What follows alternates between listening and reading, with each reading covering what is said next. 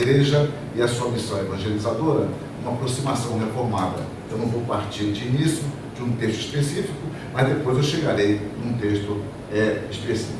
Na minha introdução, eu chamo a atenção que nos círculos evangélicos, um dos assuntos mais debatidos em nossos dias é a questão do crescimento de igreja. E eu não estou dizendo que o assunto seja ruim, pelo contrário, o assunto é relevante, mas ele tem sido muito debatido. E o que eu observo é que há sempre um perigo da universalização de uma experiência pragmática. Este é um erro que eu observo com uma certa frequência. Eu quero chamar de universalização de uma experiência pragmática é quando alguém ele parte da sua experiência e universaliza. Quando você tem uma experiência local aqui no Grajaú ou no Maracanã, e você agora universaliza essa experiência como se ela fosse obrigatória para todos. E não é necessariamente. Então, quando nós partimos para constituir métodos, partindo de experiência e não da palavra de Deus, nós corremos um sério risco de nos equivocarmos. E eu continuo observando a importância de nós confiarmos, termos consciência da suficiência das Escrituras. Como cristãos evangélicos, nós sabemos que a palavra de Deus é a fonte de todo o nosso conhecimento. Nós temos nas Escrituras diretrizes que podem nos guiar em todas as áreas da existência. Hoje o meu assunto é evangelização, mas o que falamos sobre evangelização pode ser dito e deve ser dito a respeito de educação, de instrução, de aconselhamento, de disciplina, de direção de nossa vida nos mais diversos âmbitos, porque a palavra de Deus, ela é-nos suficiente. E eu chamo a atenção também para o fato de que quando, eu acho que eu pulei alguma coisa aqui, deixa eu ver.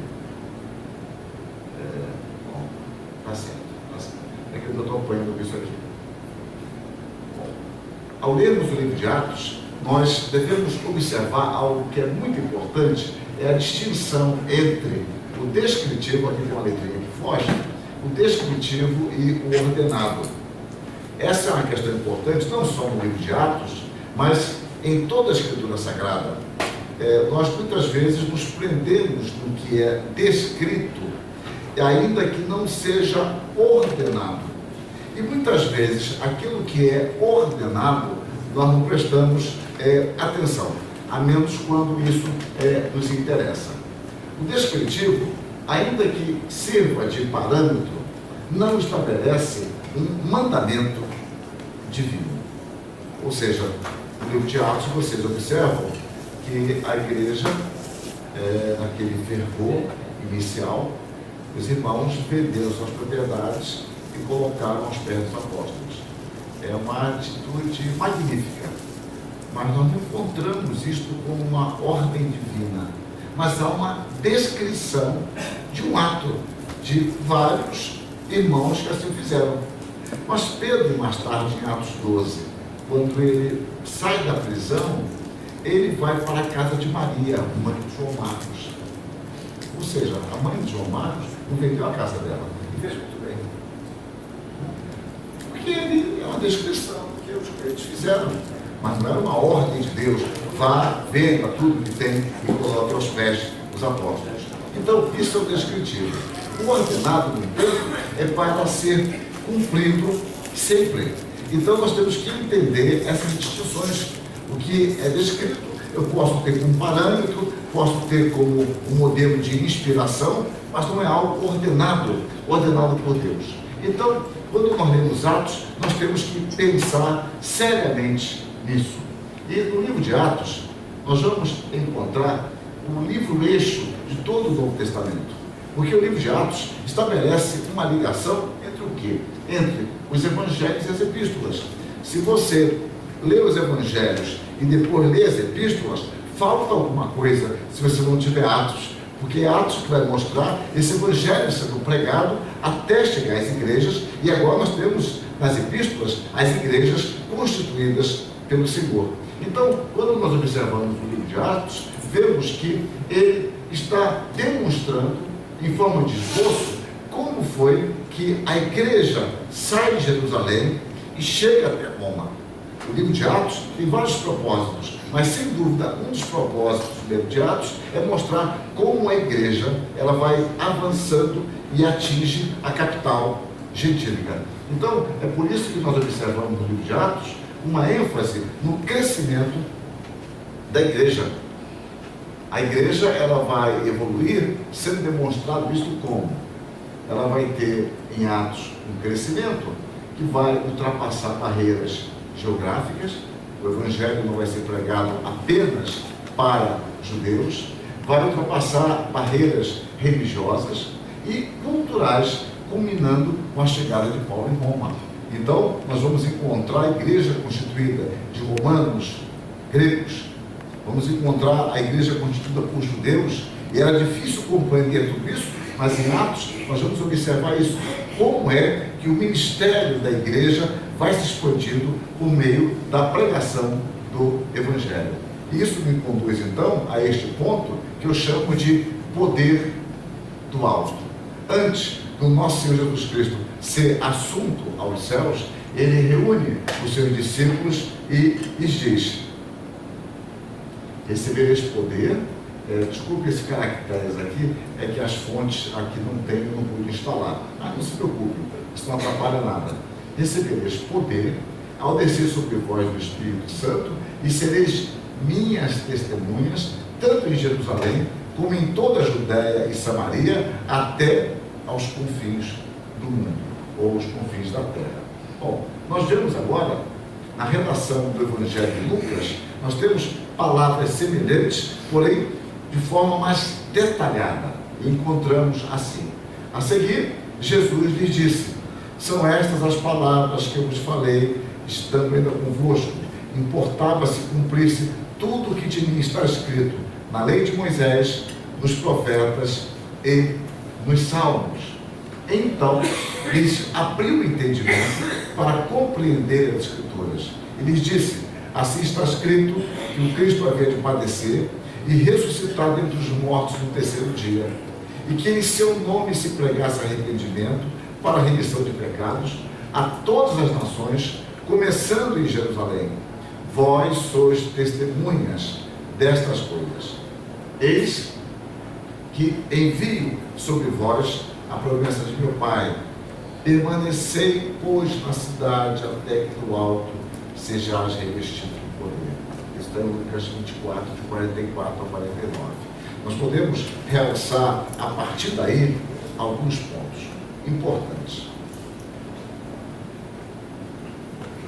Primeira coisa que eu destaco é que a pessoa de Cristo e a sua obra redentora é a mensagem central das Escrituras.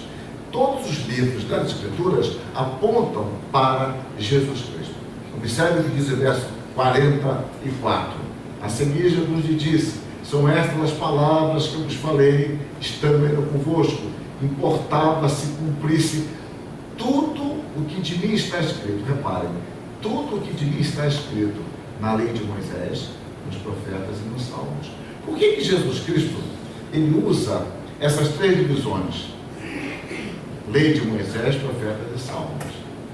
Ele quer dizer que em todo o Antigo Testamento, a pessoa dele é o centro. Ele pegou as três divisões principais do Antigo Testamento e diz que nos três elementos, nas três divisões, tanto na lei de Moisés, tanto nos profetas como nos salmos, a figura de Cristo é o tema. Ou seja, a Bíblia toda nos ensina a respeito de Jesus Cristo. Então, nós podemos observar, a partir daí, que o cristianismo é o próprio Cristo.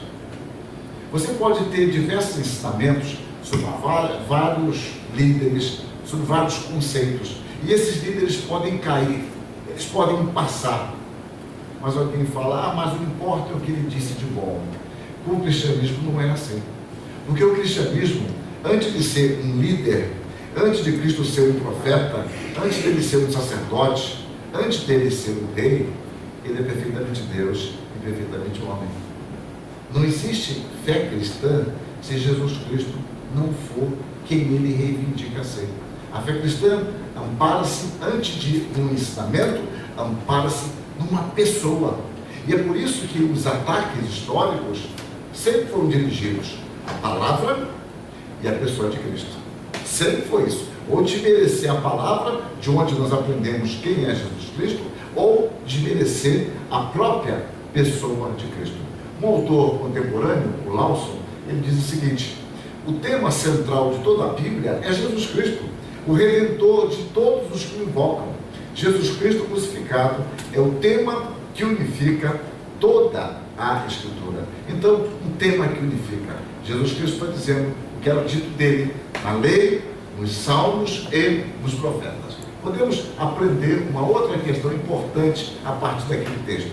É que os discípulos de Cristo só entenderam as Escrituras quando o próprio Senhor lhes abriu o entendimento. Isso é algo magnífico. Observe o verso 45.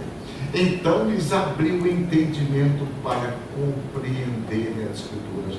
A palavra que é traduzida por compreender tem um sentido de discernimento. Ou seja, eles podiam entender intelectualmente as Escrituras, mas eles nunca teriam discernimento espiritual enquanto o Senhor não lhes abrisse o entendimento. E é por isso que nós pregamos o Evangelho e oramos, para que Deus dê discernimento às pessoas, porque isso é um dom da graça de Deus, isso provém de Deus.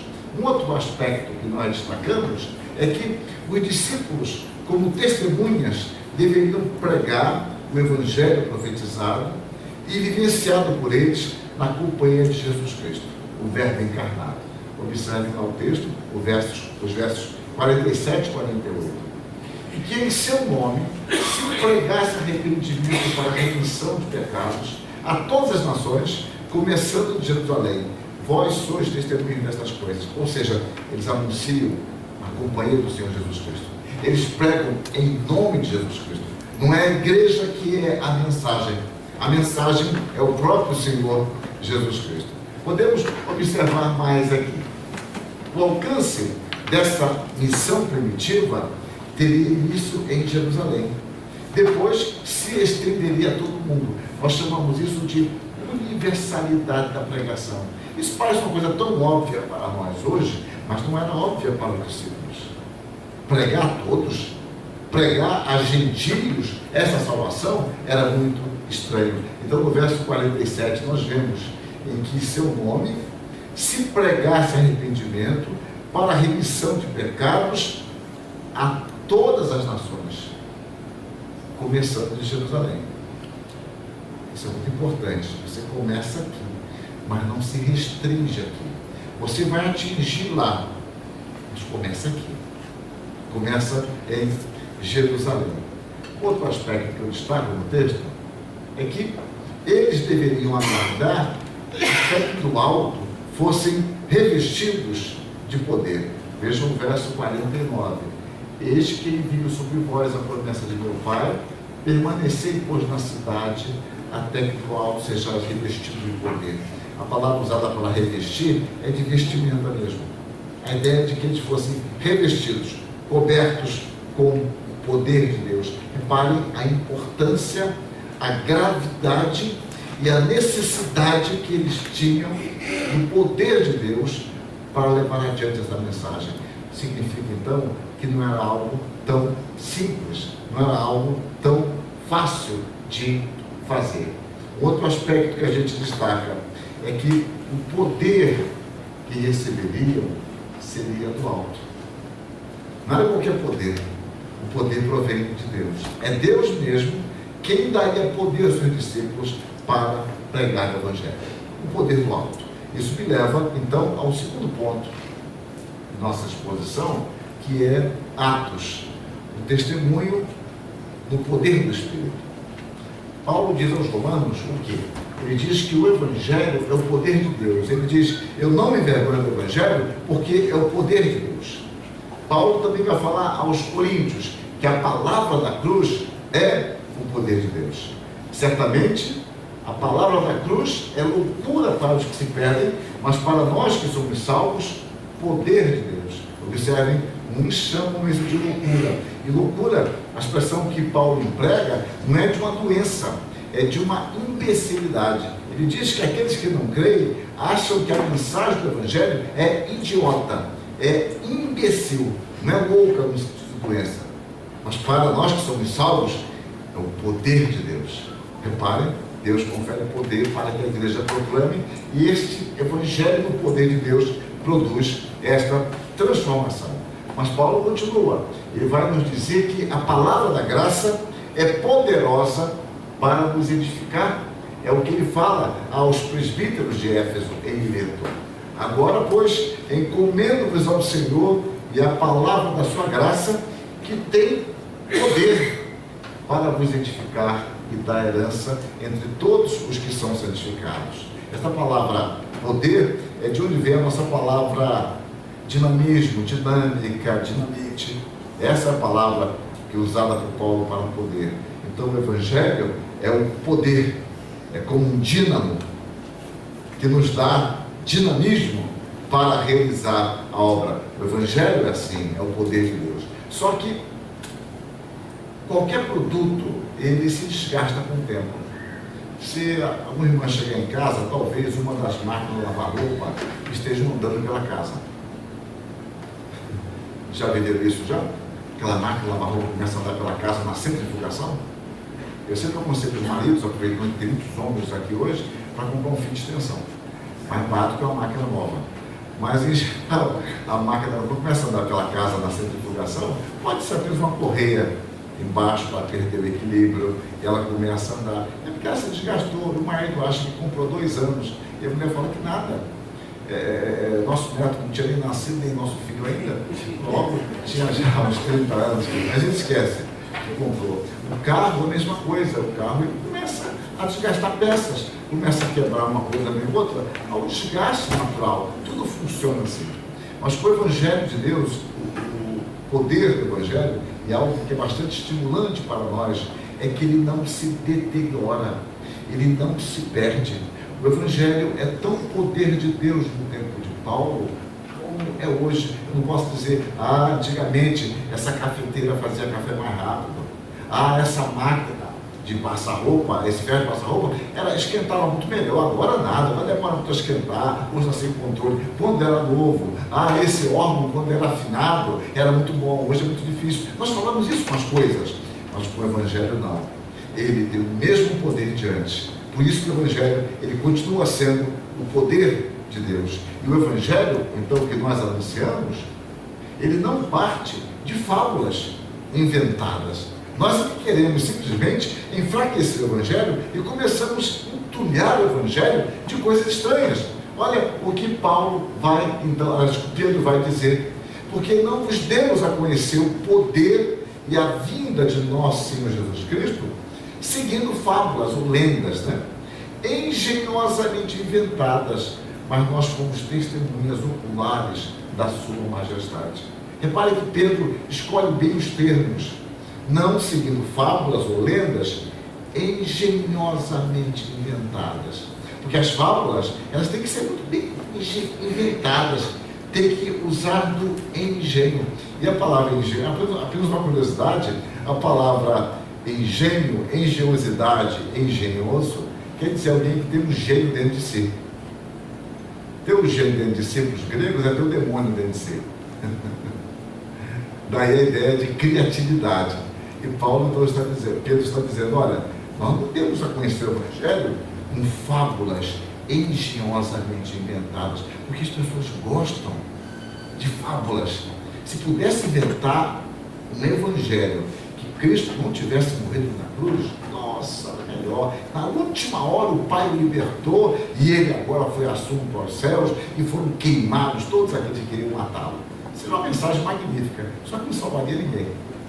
Mas as pessoas gostam disso. E Pedro já diz, olha, nós vos demos a conhecer o nosso Senhor Jesus Cristo, não seguindo fábulas engenhosamente inventadas. E ele fala isso porque já tinham pessoas inventando fábulas, mas nós mesmos fomos testemunhas oculares da sua majestade. Em Atos 4:33, então nós vamos ler: com grande poder os apóstolos davam testemunho da ressurreição do Senhor Jesus. Eu não sei se eles faziam isso com beleza, se tinha um estilo especial, Atos não se detém nisso. Mas o que Atos nos diz é que eles faziam isso com poder. Reparem, recebereis poder ou descer sobre vós do Espírito. O Evangelho é o poder de Deus. A igreja proclama o poder de Deus. E a igreja, assim, podemos observar, ela cumpria a missão dada pelo próprio Senhor Jesus Cristo. E sereis minhas testemunhas.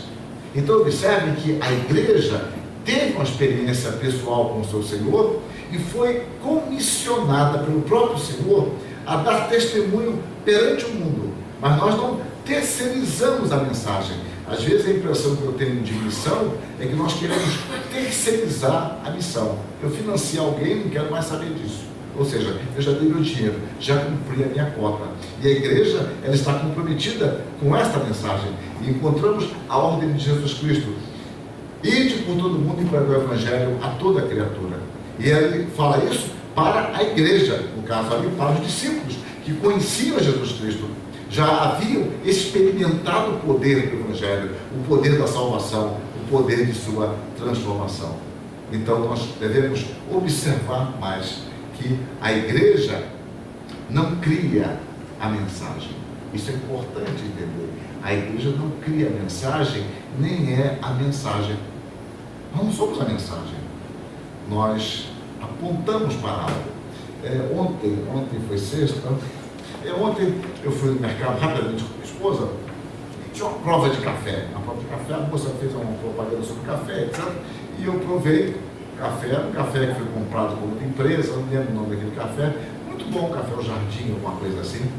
E eu gostei tanto do café que eu comprei o Melita. Bom, então é o seguinte. Quero dizer o seguinte: a igreja, ela não é a mensagem, mas a igreja é um sinal que aponta. Eu estava outro dia em Goiânia e o pastor, na igreja Assembleia de Deus, lá de Goiânia, e o pastor, muito gentilmente com a sua esposa, me levou para almoçar e cismaram me dar 2 gravatas. Eu aceitei de bom tom, espero que esse exemplo pegue. Mas o fato é que eles me deram a gravata e eu fui numa casa lá, uma marca qualquer, e eu vi alguém lá dos vendedores com a camisa com o logo de uma outra marca. Eu perguntei para o vendedor assim: você pode trabalhar aqui com essa camisa? Ele riu e falou: não, porque o dono não está aqui, nem o gerente. Porque como é que ele vendia uma marca qualquer com o logo de uma outra marca? Não fazia sentido, não é? A igreja, meus irmãos, ela fala da mensagem que ela conhece. Eu conheço o Evangelho. Nós experimentamos o Evangelho. Então nós apontamos, e a nossa fidelidade vai estar justamente de acordo com a nossa integridade no nosso anúncio. Porque nós não estamos anunciando o Evangelho infielmente, ou um Evangelho que nós não conhecemos. Nós temos que tê-lo experimentado. E conforme a nossa fidelidade, nós apontamos não para nós mesmos, mas nós apontamos para o seu Senhor, para o nosso Senhor Jesus Cristo. É para lá que nós olhamos. Então, quando nós pensamos em missão da igreja, nós pensamos na Trindade. O grande missionário é o Deus Trino. O grande missionário é o Deus Trino. Nós podemos observar que o Pai envia o seu Filho. Deus amou o mundo de tal maneira que deu o seu Filho unigênito, para que todo aquele que nele crê não pereça, mas tenha a vida eterna. O Pai e o Filho, ambos, enviam o Espírito à igreja. Olha o texto: mas o Consolador, o Espírito Santo, quem o Pai enviará em meu nome, ele vos ensinará todas as coisas e vos fará lembrar de tudo que vos tenho dito. O Pai enviará em meu nome. É o Pai que envia no nome de Cristo. Mas vamos ver outro texto aqui, João 15, 26. Quando, porém, vier o Consolador, que eu vos enviarei da parte do Pai, o Espírito da verdade que dele procede, esse dará testemunho de mim. O Espírito Santo é enviado pelo Pai e pelo Filho. Na teologia reformada nós falamos que o Espírito procede do Pai e procede do Filho. E agora, esse Espírito enviado pelo Pai e pelo Filho, ele passa a habitar em nossos corações. E é isso que nos diz a palavra de Deus.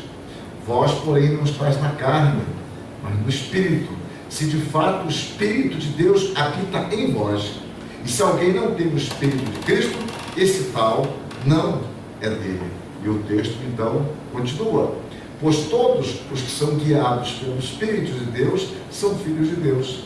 Porque não recebestes o espírito de escravidão para viverdes outra vez atemorizados, mas recebestes o espírito de adoção, baseados no qual clamamos: Abba, Pai. O próprio Espírito testifica com o nosso espírito que somos filhos de Deus. Eu acho isso magnífico, porque Deus não quer apenas que sejamos seus filhos.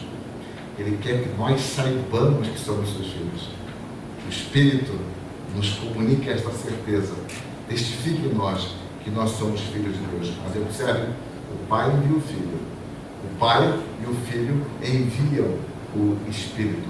E agora, o que acontece conosco? E todos nós somos enviados pelo Filho, guiados pelo Espírito de Cristo.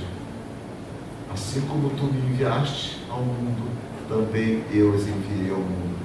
Jesus Cristo estabelece o envio da igreja como uma relação direta com o Pai. Assim como tu me enviaste, eu também os enviei. E ele continua. Disse-lhes, pois, Jesus outra vez: Pai seja convosco. Assim como o Pai me enviou, eu também vos envio. Então a missão começa com o Pai. A missão começa com o Pai. E Jesus Cristo dá continuidade a isso. E o Pai e o Filho nos concedem o Espírito Santo para levar adiante. E assim a igreja vai levar a mensagem. Nós podemos observar que ela vai começar em Jerusalém. E quando nós observamos que o resultado da pregação eficiente e uma vida cristã autêntica, além de outras coisas secundárias, vai resultar naturalmente no crescimento espiritual e numérico desta igreja. Então nós observamos em Atos o seguinte, que enquanto a igreja testemunhava e vivia o Evangelho, o texto diz: acrescentava-lhes o Senhor dia a dia os que iam sendo salvos. É um texto magnífico, porque diz que a igreja vivia o Evangelho e pregava o Evangelho, mas acrescentava-lhes o Senhor dia a dia os que iam sendo salvos. E diz mais: crescia a palavra de Deus, e em Jerusalém se multiplicava o número dos discípulos, e também muitíssimos sacerdotes obedeciam à fé. A gente não se detém nisso. Muitíssimos sacerdotes. Não eram sacerdotes, não eram alguns, não eram muitos, eram muitíssimos. Meus irmãos, um sacerdote adotar a fé cristã, sacerdote judeu sendo treinado desde a sua infância, é algo extremamente difícil.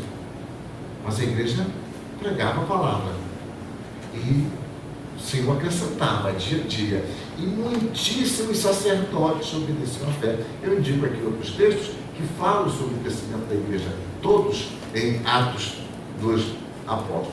Mas a mensagem deveria ir até onde? Até aos confins da terra. E aqui vamos de algo tremendo, porque essa igreja tem, que 70 anos? Menos. 40, ela é de 71, é isso? 40 anos. 40 anos, muito bem. Mas é jovem, a gente vai envelhecendo, tudo ficando mais jovem, né? Mas, 44. 44 anos, muito jovem. Puxa, 44 anos. Saudade dos 44. Bom, essa igreja de 44 anos, eu preciso saber a história dela, é a história de qualquer igreja. Eu tenho dificuldades, das mais variadas. E aquelas dificuldades que parecem, por vezes, que apontam para o fim de um projeto, de uma missão. E aqui nós vamos ver no livro de Atos algo muito curioso. Após o apedrejamento de Estevão, o grupo inquisidor promoveu grande perseguição contra a igreja de Jerusalém. Algo curioso aqui é que essa palavra usada para perseguição, que eu digo na sequência, ela já denota uma perseguição intensa. Lucas não precisava dizer mais nada. Bastava dizer, moveu-se uma perseguição contra a igreja. Só essa palavra perseguição já quer dizer que era uma perseguição terrível, uma perseguição intensa, atroz. Mas ele acrescenta, ele pinta o quadro de forma muito mais viva, quando ele adjetiva de grande. Severa, vou fazer um teste com vocês. Está vendo aqui o Rock in Rio, é isso? Vamos ver lotado de jovens lá. Aí que eu fui lembrar disso. O Rock in Rio, muito bem. O Rock in Rio é um pequeno evento? É grande. Qual a palavra que a gente usa às vezes para grande? Mega. Quem falou? Mega. Exatamente, mega. Essa palavra é a palavra que o Lucas usa aqui. Eu estou voltando no slide. Quando ele fala grande, porque mega é uma palavra, eu estou usando essa palavra porque a gente conhece nossa língua, mas é uma palavra grega. Então ele já usa uma palavra forte para perseguição, e ele diz, houve uma mega perseguição. Gente, parece então que aí será o fim da igreja, o retorno lá à frente. Saulo foi o grande líder desta ação contra os cristãos. Há várias narrativas, Atos 8, 1, 9, 1, 2, 22, 4, 5, 26, 9, 12, quando ele relembra essa perseguição. Mais tarde, Paulo, se referiria à sua perseguição à igreja com tons hiperbólicos. Olha o que ele vai dizer aos Gálatas: porque ouvistes qual foi o meu proceder no judaísmo, como sobremaneira. A palavra sobremaneira é a palavra que a gente usa em nossa língua, hipérbole. Ele está dizendo, como eu hiperbolicamente perseguia, é a mesma palavra para perseguição intensa, perseguia eu a igreja de Deus e a devastava. A palavra grega tem o sentido de destruir, de exterminar. Essa palavra só ocorre 3 vezes, em Gálatas 1:13, Atos 9:21 e Gálatas 1:23. É a ideia de arrasar. E essa palavra a gente usa, né? Porque fala, olha, houve ali um vendaval que devastou, houve uma praga de gafanhoto que devastou toda aquela plantação. Uma praga que houve. Nós conhecemos bem a expressão. Então Paulo não fala muito, mas os termos que ele usa é para dizer, olha, uma perseguição intensa, hiperbólica e devastadora. Meus irmãos, a igreja era para se acabar ali. Ele tinha um apoio dos judeus oficial, e os judeus estavam protegidos pelo Império Romano. Era algo terrível no seio da igreja. Então, nesta primeira grande perseguição, nós podemos ver, no entanto, claramente a direção divina. Olha que coisa curiosa. Primeiro, os apóstolos não foram dispersos, permanecendo em Jerusalém, que para mim é um mistério. Como é que Paulo faz uma intensa hiperbólica perseguição, e ele era um grande estrategista, e deixa os líderes? Tem que matar as cabeças. Mas os apóstolos não foram dispersos. E assim, eles puderam sedimentar a mensagem do Evangelho. Eles puderam sedimentar a mensagem do Evangelho em Jerusalém. Segundo aspecto que eu destaco aqui, é que até agora a igreja não havia cumprido a totalidade da ordem divina, que dizia o seguinte: recebereis poder ao descer sobre vós o Espírito Santo, e sereis minhas testemunhas, tanto em Jerusalém como em toda a Judéia e Samaria, até os confins da terra. Eles não haviam cumprido isso. Os apóstolos, ao que parece, não haviam saído dos limites da Judéia com o objetivo de proclamar o Evangelho. E agora nós vamos ver algo muito curioso. A palavra de Deus é magnífica, porque o verbo usado para descrever a dispersão, que aparece em Atos 8, 1 e 4, diz que os discípulos, os crentes, foram dispersos, ou seja, esparramados está ligado, o verbo está ligado à sementeira e semeadura, sendo empregado unicamente por Lucas 3 vezes, em Atos 8:1, Atos 8:4 e 11:19. Eu vou voltar a falar quando chegar nesse ponto aqui de Atos 11:19.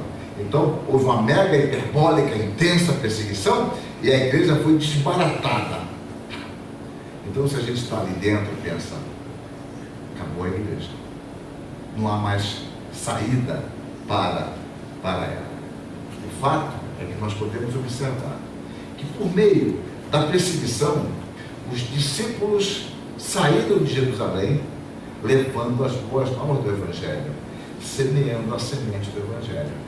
E aí está o curioso: Deus pode se valer de algo que aparentemente é terrível com a igreja, para ele cumprir o seu propósito. Tem um hino belíssimo que eu creio que a igreja conhece, é o hino 316 do nosso hinário presbiteriano, que diz assim: os seus intentos cumpre Deus no decorrer dos anos. Ele realiza o seu querer de acordo com os seus planos. Eia, aproxima-se o final, bem perto o dia vem, quando a glória de Deus há de o mundo inundar como as águas próprias do mar. Deus cumpre os seus desígnios. O fato é que a semente do Evangelho foi semeada. E nós vamos ver o seguinte: Filipe, um dos diáconos eleitos, pregou em Samaria, e muitos se converteram. E diz lá o texto de Atos 8, de 5-8, Filipe, descendo a cidade de Samaria, anunciava-lhes a Cristo. As multidões atendiam unânimes às coisas que Filipe dizia, ouvindo-as e vendo os sinais que ele operava, pois os espíritos imundos de muitos processos saíam gritando em alta voz, e muitos paralíticos e coxos foram curados, e houve grande alegria naquela cidade. Vamos ver que ele continuou o trabalho. Posteriormente, ele evangelizou mediante a direção de Deus um judeu etíope, tesoureiro da rainha de Candace, que se converteu, sendo então batizado. Diz o texto: seguindo eles, esse etíope e Filipe, caminham fora, chegando a certo lugar onde havia água, disse o eunuco: eis aqui a água, que impede que eu seja batizado? E aí ele foi batizado. Após o batismo do etíope, diz o texto, Filipe veio achar-se em Azoto e, passando a lei, evangelizava todas as cidades até chegar a Cesareia. Repare, que grande diácono era este, que grande missionário era este diácono Filipe. Mas aí nós vamos ver algo mais da divina providência de Deus. O texto lá de Atos 11:19, que eu falei que é mencionado, diz assim: os que foram dispersos, é a terceira vez que aparece a palavra dispersão. Atos 8:1, 8:4, a igreja foi dispersa. E agora Lucas usa a mesma expressão: aqueles que foram perseguidos lá atrás e foram dispersos por causa da tribulação que sobreveio a Estevão, se espalharam até Fenícia, Chipre e Antioquia. E nos versos 20 e 21, nós temos ainda a pregação, a proclamação expandindo-se. E vai dizer lá assim: alguns deles, porém, que eram de Chipre e de Cirene, e que foram até Antioquia, falavam também aos gregos, anunciando-lhes o Evangelho do Senhor Jesus. A mão do Senhor estava com eles, e muitos crentes se converteram ao Senhor. Mas a mão do Senhor não estava também com outra perseguição? Houve. Mas Deus permitiu. E agora, a mão de Deus age de uma outra forma. Muitos crerão no Senhor a partir disso, e de fato muitos creram no Senhor. Então, observe como se dá a difusão do Evangelho. E a difusão deste Evangelho é demonstrada mais tarde, ainda no período neotestamentário. Tiago vai escrever as 12 tribos que se encontram na dispersão. Ou seja, havia atingido várias regiões, vários judeus que viviam em terras gentílicas. Pedro, mais tarde, escreve aos eleitos que são forasteiros da dispersão, no Ponto, Galácia, Capadócia, Ásia e Bitínia. E quando eu entendi essa questão da Bitínia, eu fiquei grandemente confortado, Porque Paulo quis pregar em Bitínia e o Espírito não deixou. E Paulo foi para Filipos. E eu ficava pensando, e a Bitínia? Por que Paulo não pregou em Bitínia? Não se preocupe. Deus levantou alguém para pregar na Bitínia. E agora tinha uma igreja lá, e Pedro pode escrever para a igreja. Observe como é que Deus é soberano e como Ele é majestoso. Então podemos observar isso. Terceiro aspecto que eu destaco é que, por meio do zelo cego de Saulo em perseguir os cristãos, Deus o chamou eficazmente para si. Deus o vai fazer nascer de novo, porque para Deus, Paulo, o Saulo então, era um instrumento escolhido para levar o meu nome perante os gentios e reis, bem como perante os filhos de Israel. É algo surpreendente. Para nós não é tanto que a gente já sabe o final da história. Mas imaginar aquele homem que movia uma perseguição, devastava a igreja, ele era um escolhido de Deus, mas Deus o chamou eficazmente e o transformou num pregador do Evangelho entre judeus e gentios.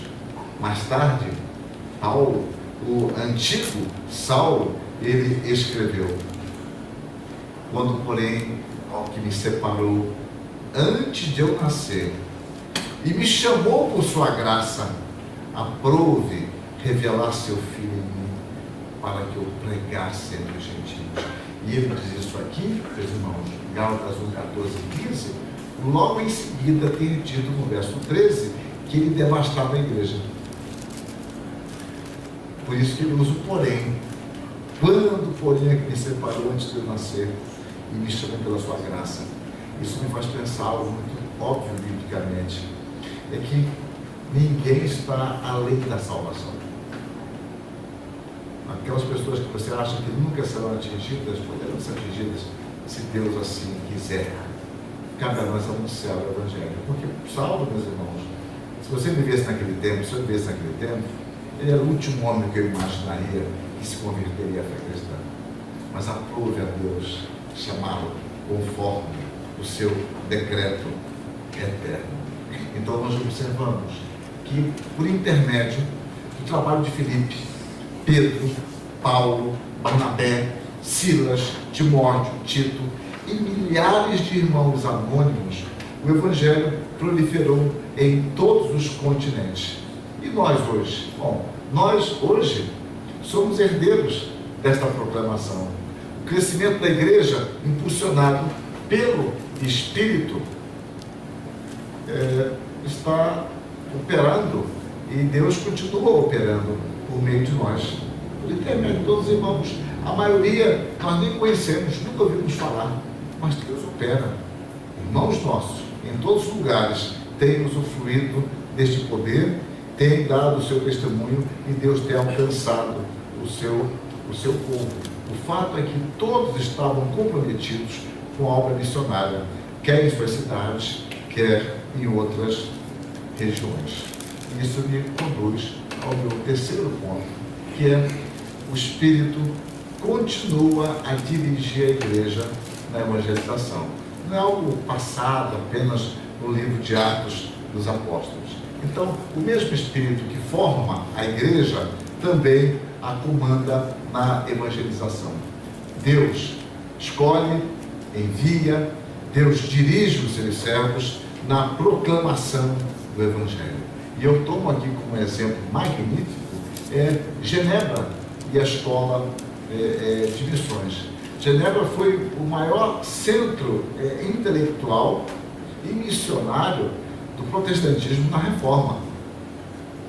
É algo impressionante pensar em Genebra, uma cidadezinha de 9, 10 mil habitantes, promíscua, dada à lascívia, à embriaguez, uma cidade terrível de Genebra. A gente pensa em Genebra hoje, mas não sabiam o que era Genebra na época da Reforma, o que eram os genebrinos, não só na Genebra, mas na Suíça, que como não tinha renda, uma cidade que passa uma cidade-estado que passa, agora já não Genebra, a Suíça, né?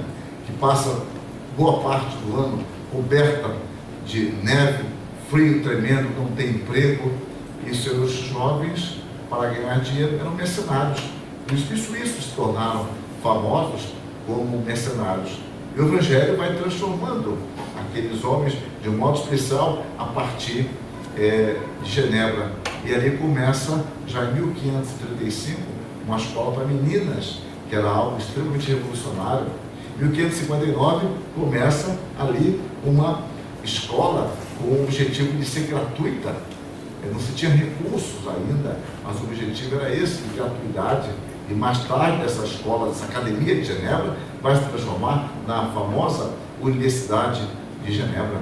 E na Universidade de Genebra nós vamos ter a formação de missionários. Quando a Maria Tudor persegue os protestantes, os puritanos, chamados puritanos, apelidados de puritanos britânicos, e fogem, um terço deles, dos 800 perseguidos, fogem para Genebra, esses homens vão fortalecer-se em sua fé. E um bispo já havia dito lá na Inglaterra que esses homens vão voltar como lobos vorazes. Lobos vorazes no sentido de que pregando mais firmemente a doutrina que eles sustentavam. E é assim que surge o presbiterianismo, via John Knox, que na Inglaterra, perseguido, ele vai para Genebra, é acolhido por Calvino, volta para a Inglaterra, volta para lá, até que volta definitivamente para a Escócia e dá início ao movimento presbiteriano.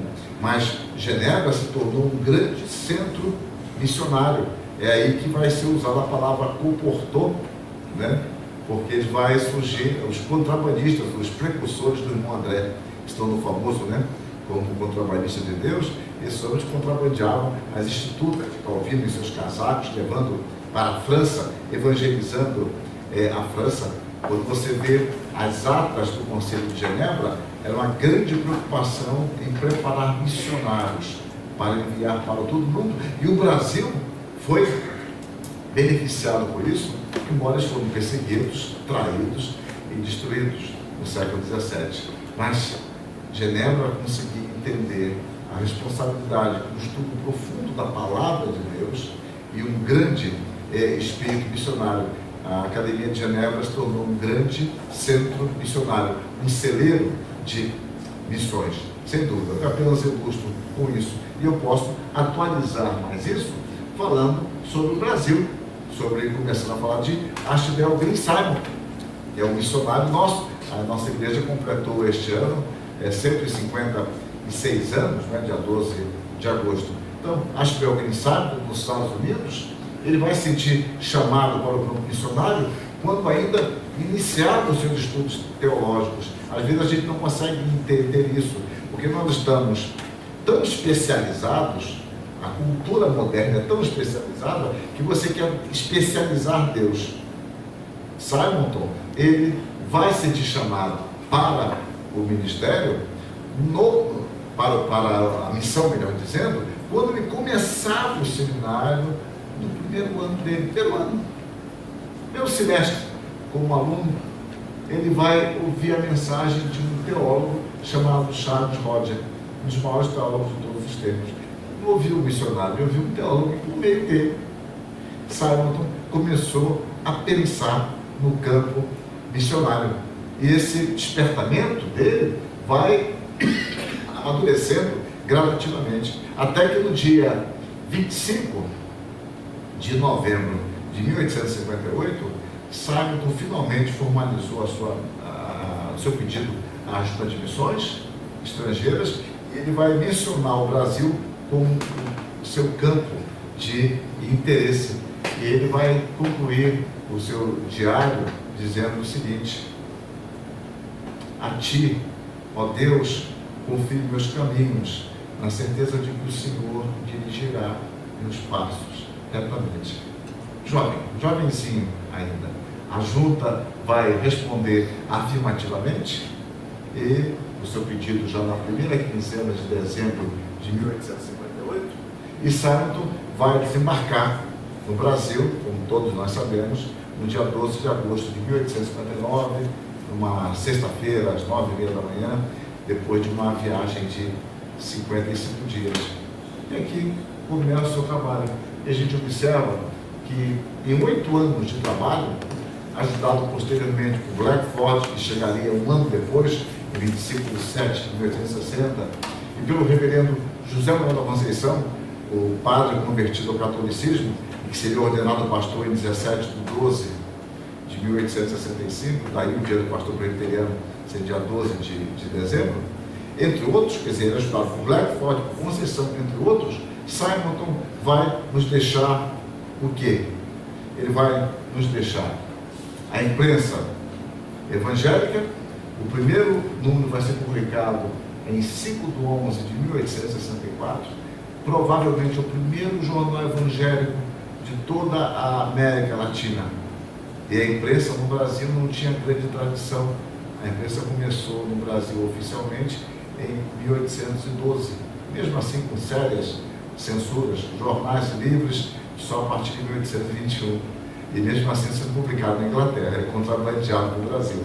O primeiro jornal livre nosso era publicado na Inglaterra e contrabandeado pelo Brasil pelo Hipólito José da Costa, que é o patrono da imprensa nacional. Bom, então eu estou querendo dizer que nós não tínhamos grande tradição de jornal, palavra impressa, mas Simonton, ele vai trazer para o Brasil isso. 5 de 11 de 1864, ele vai criar um seminário no Rio de Janeiro, com 4 alunos, organizado em 14 de 5 de 1867. Mas nem tudo eram flores. Ele começa o seminário com 3 alunos, e os 3 são portugueses. Bom, se eu quisesse seminário em português, eu ia evangelizar Portugal, mas o que apareceram foram os portugueses. O brasileiro chegou um pouco depois, que saiu mais cedo, não aguentou. Então não é difícil, não era coisa tão simples assim o trabalho, né?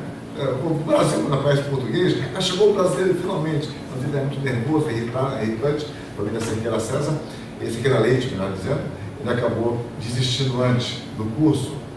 O fato é que o trabalho é indo, e ele continua. Podemos observar, o Presbitério do Rio de Janeiro, organizado em 16 de 12 de 1865, constituído de 3 igrejas, né? A Igreja do Rio de Janeiro, organizada em 12 de 1 de 1862, a Igreja de São Paulo, que vai ser organizada em 5 de março de 1865, e a Igreja de Brotas, organizada em 13 de 11 de 1865. É parte do trabalho, vai sendo feito, vai se desenvolvendo. Então a gente observa que o Espírito dirigiu retamente os passos de Simonton, de Blackford, de Conceição, de Schneider, de Chamberlain, né, que vai começar o Mackenzie lá de 1870, e de tantos outros. Nós somos herdeiros, então, desta gloriosa manifestação do Espírito. Como já fizemos menção, o Espírito dirige a todos nós na proclamação do Evangelho, enviando-nos aos nossos familiares, parentes, amigos e vizinhos. Eu costumo dizer que nós gostamos muito de coisas abstratas. Nós cantamos, eu quero pegar na veste de Deus, só não quero entregar meu dízimo, mas eu estou doido para pegar na veste de Deus. É igual na família, né? A gente, é mais fácil declarar a esposa que ama, ou como é grande meu amor por você, eu fico sentado na beira do caminho fazendo não sei o quê, e amor, ele te daria o céu, meu bem, e assim por diante. Eu só não quero no frio pegar um copo d'água gelada para ela depois que eu me deitei, porque isso aí é demais. Então é melhor falar coisa, é porque é abstrato, é um negócio mais legal, né? Então eu quero evangelizar na África. Meu vizinho não. Minha sogra tem que pensar, meu cunhado deixa de se condenar.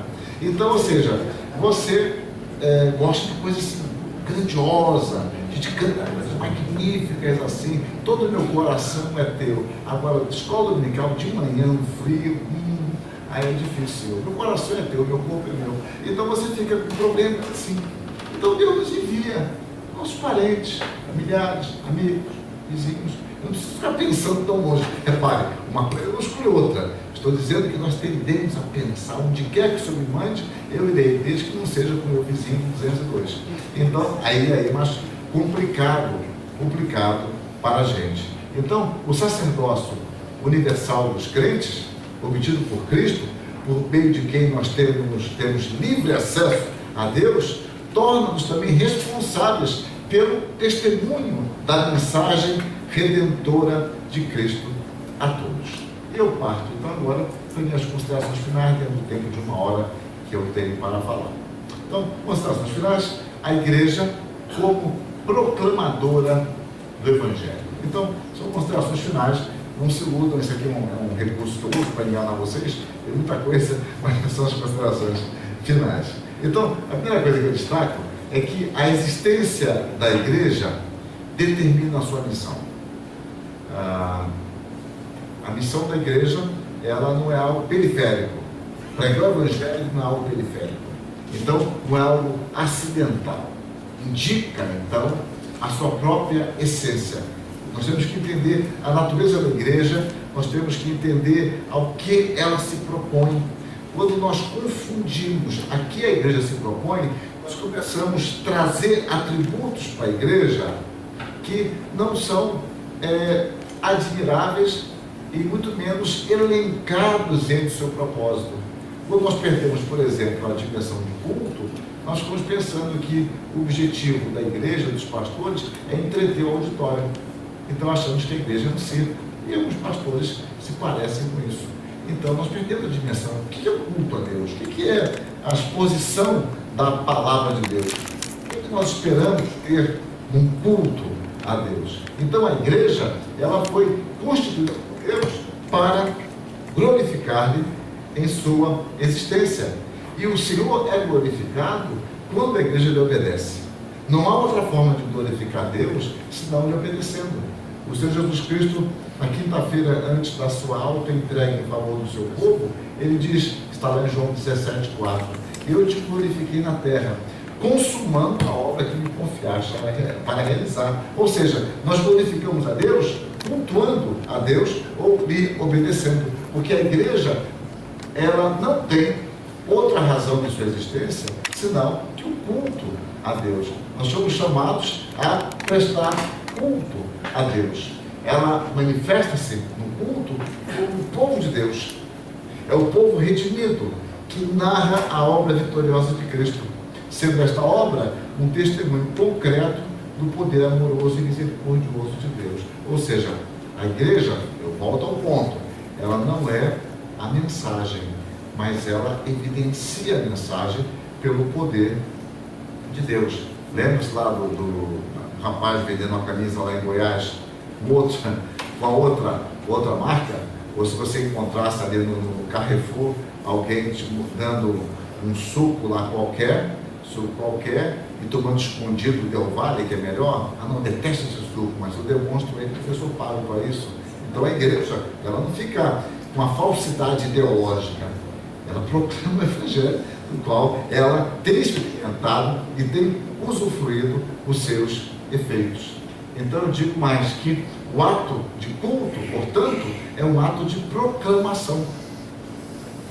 A igreja, ela, ao longo dos anos, ela criou uma dicotomia, né? Eu costumo brincar com meus alunos quanto a isso, é o culto doutrinário e o culto evangelístico, né? E aí daquele que se converter no culto doutrinário, hoje não, semana que vem você volta, hoje é só doutrinário. E aí daquele que foi ser edificado no culto evangelístico, não, hoje não é dia de edificação, hoje é só de conversão. Você tem que avisar o Espírito Santo também que ele tem que obedecer essas coisas. Vocês nunca viram isso, eu sei, mas acontece, são as coisas bem todas que a gente cria, às vezes a gente quer domesticar o Espírito Santo. Então, a evangelização, corretamente entendida, é uma atitude de culto, por meio do qual testemunhamos quem é Deus e o que Ele tem feito e pode fazer conforme as suas promessas. Deus se mantém sempre fiel a Ele mesmo. Deus não é fiel a nós, coisa nenhuma. Ele é fiel a Ele mesmo. E Ele, sendo fiel a nós, será fiel às suas promessas. E nós podemos descansar sempre nas promessas de Deus. Então, toda a proclamação cristã envolve em si mesma um desafio para que os nossos ouvintes, por graça, respondam com fé ao nosso testemunho, que nada mais é do que o anúncio do Evangelho. A pregação da igreja, ela não parte da experiência, ela parte da palavra. A experiência ilustra, mas ela não é a fonte. E é por isso que cada vez mais nós temos menos palavra, menos exposição da palavra, e temos um conto de casos, coisas engraçadas aqui, etc., e menos o estudo da palavra, compreensão dessa palavra. Será que Paulo, ele fala aquilo aleatoriamente, que devem ser merecedores de dobrados honorários aqueles que se afadigam no ensino, na palavra do ensino, e afadigar é uma expressão muito forte que Paulo usa. Ele não está falando daqueles que trabalham no ensino, mas que se afadigam no ensino, ou seja, é algo que manda um trabalho estafante, um trabalho intenso, um trabalho profundo. Então nós temos que resgatar isso, o amor pela palavra de Deus, o amor pelo Deus da palavra, e essa palavra é que nos alimenta, que nos instrui, que nos corrige. Aliás, amanhã é o dia da escola dominical, não é isso? Vou resgatar isso amanhã. Eu quero falar lá em Mineira do Governador sobre a origem da escola dominical e a importância como meio de evangelização e de edificação. Eu tenho andado um pouco pelo Brasil e tenho observado isso. Como as escolas dominicais estão ficando devastadas. Certamente não é a experiência de vocês, mas eu tenho observado isso. Percentuais muito baixos. Quando eu pego o boletim, 50%, 55%, etc. E eu fiquei pensando, qual o mal que Deus tem causado a nós? Ah, já sei, Ele tem abençoado a igreja. Ele tem abençoado a igreja. O grande mal que Deus fez conosco é abençoado. Porque quando a gente não tinha carro, quando não tínhamos carro, quando morávamos longe da igreja, morávamos em fazenda, em sítios, lugares distantes, famílias que não podiam pagar 2 ônibus, pegava um, andava a pé, com famílias que eu já pastoreei, que o pai e o filho iam à noite, de manhã a filha e a mãe, porque não davam para ir os 4, porque não tinham dinheiro para isso. Então, quando a gente vive isso, as pessoas são fiéis, acordam cedo. Para Deus tem muita bênção para a gente, tem uma casa na praia, a gente gosta, né? E o pessoal de cidade grande gosta de sítio, né? Então, aí deu um sítio, o cara não quer mais nada, tem que descansar, você fica estressado, vou cuidar da minha família. Quem cuidar da família? Dorme a tarde toda, depois de comer a feijoada light, ele dorme a tarde toda, ele deixa de perceber que o trabalho de Deus nos rejuvenesce. O trabalho nos cansa, né? Não pense em tirar as férias do pastor, não, só se for da quininha, não. Não pense em tirar nossas férias, nós descansamos. Mas o trabalho dele nos rejuvenesce. E uma das coisas mais magníficas que tem é poder servir a Deus na esfera que Deus nos colocou. Servir a igreja de Deus, independentemente de qual seja a nossa denominação, isso é algo maravilhoso. Mas como Deus tem nos dado recursos, as coisas vão ficando mais difíceis, né? Eu não posso ser igreja porque o carro está quebrado. Sempre na pé, quando podemos ir de carro, eu acho que hoje vai chover. Você acha que vai chover? Eu acho que hoje está muito calor, né? No Rio Grande do Sul, o pessoal acha que vai chover, aqui no Rio acha que vai fazer calor. Então, é empecilho. Então a gente começa a arrumar subterfúgios para nós não usarmos daquilo que Deus tem dado para servir. Então, eu continuo que no culto, a igreja compartilha a graça da qual ela é beneficiária. Irmãos, coisa magnífica. Partilhar de uma graça que nós conhecemos. Isto é maravilhoso. O culto a Deus é prestado pelos redimidos, que anunciam a misericórdia manifestada em sua redenção, convocando a todos a que se rendam a Deus e possam também tributar-lhe glória. Por isso que a peregrinação da igreja tem um sentido missionário, porque Jesus Cristo diz que deve ser até os confins da terra, mas também tem um sentido escatológico, até a consumação do século. Geográfico, confins da terra, e escatológico, até a consumação do século.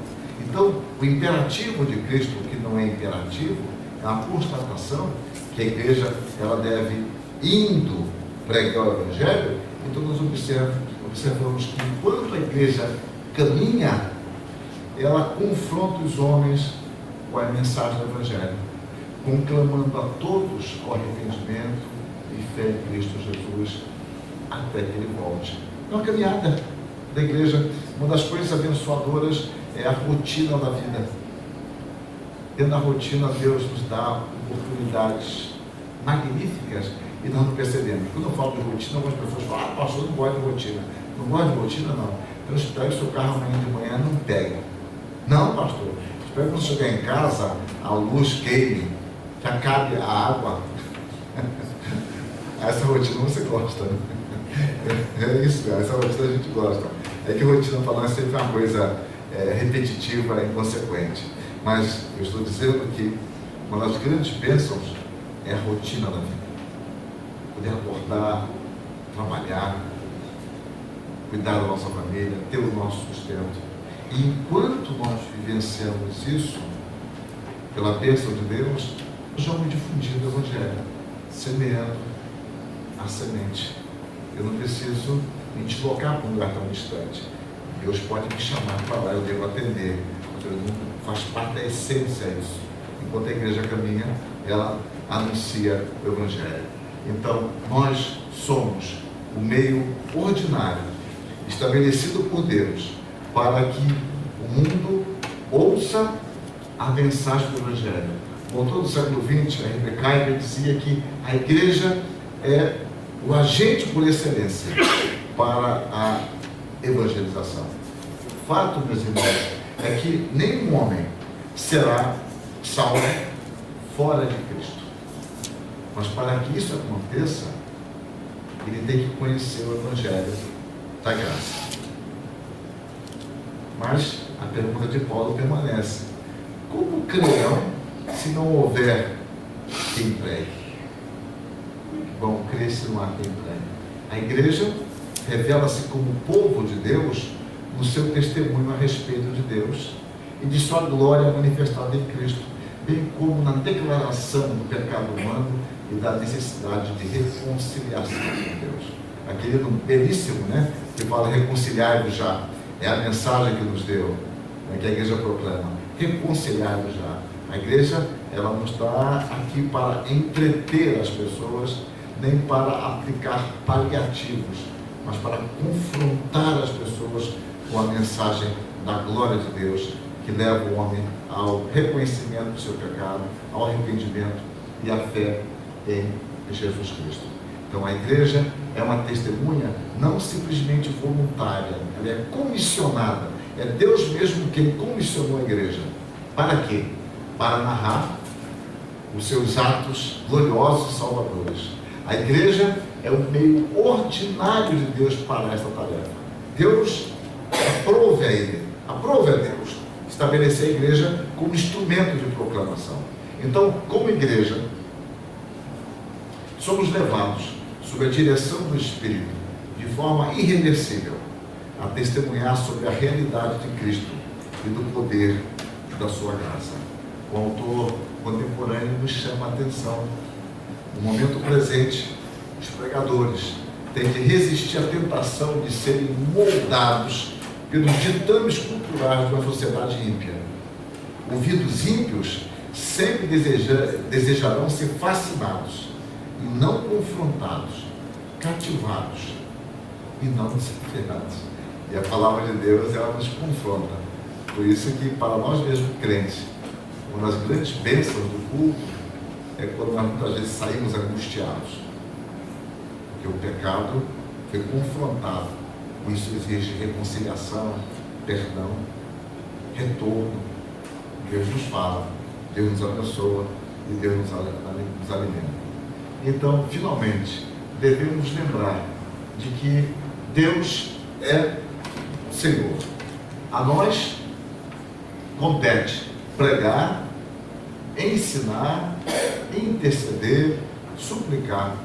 A oração deve ser um elemento agregador de todos os nossos atos. A oração é a declaração solene e existencial do povo de Deus, de que a nossa suficiência, de que a nossa capacidade estão em Deus. Nós não decoramos fórmulas, nós confiamos em Deus e proclamamos o Evangelho e pedimos a bênção de Deus, pedimos o discernimento de Deus. Orar, então, é exercitar a nossa fé naquele que temos conhecido. Nós conhecemos ao nosso Deus. A salvação é um ato exclusivo de Deus, somente a Ele pertence. E Deus, então, nos abençoe, nos capacitando pelo Espírito a ser testemunhas fiéis. E Deus, assim, nos abençoe aplicando a sua palavra. Agradeço a atenção de